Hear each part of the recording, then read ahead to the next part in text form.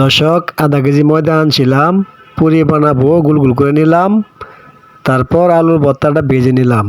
আবার গোল গোল যেই ময়দাগুলি করছিলাম এটা তেলের মাঝে দিয়ে একটু লড়াচড়া করছি, দেখেন, যাতে একটা চূড়া না লাগে। দেখছেন, এভাবে করবেন।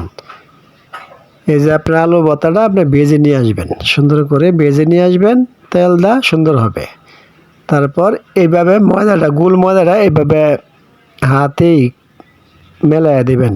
মেলাইয়া দেওয়ার পর ওই যে আলু যে ইয়াটা রাখছিলাম গোল গোল, এটা দিয়া এবার মুড়াইয়া দিবেন।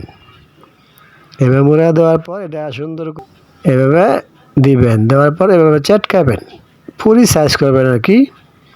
আমি দর্শক পূর্ণাঙ্গ দেখানোর চেষ্টা করতেছি। এভাবে সবটি বানাবেন। আধা কেজি ময়দা আনছিলাম আমি, 20-22টার মতন হয়েছে। তারপর তেলও ভাজবেন, দেখবেন রেডিমেড ফুলবে। দেখেন কত সুন্দর করে ফুলছে, দেখছেন কি সুন্দর হয়েছে। খরচ একবারে কম।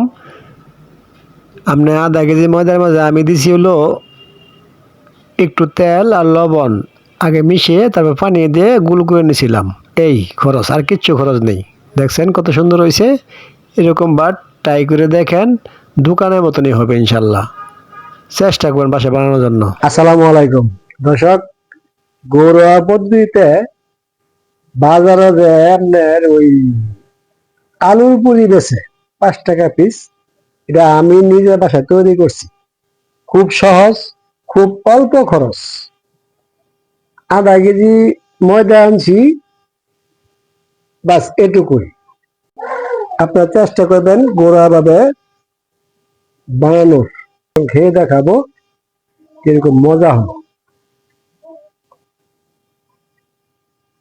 দর্শক, একদম দোকানের মতন হয়েছে। দেখেন, দোকানে যেরকম ফোলা, যেরকম জাল, যেরকম ফোলা ভিতরে, দেখেন ফোলা ভিতরে কিন্তু আলু মিশ হয়ে গেছে একবারে।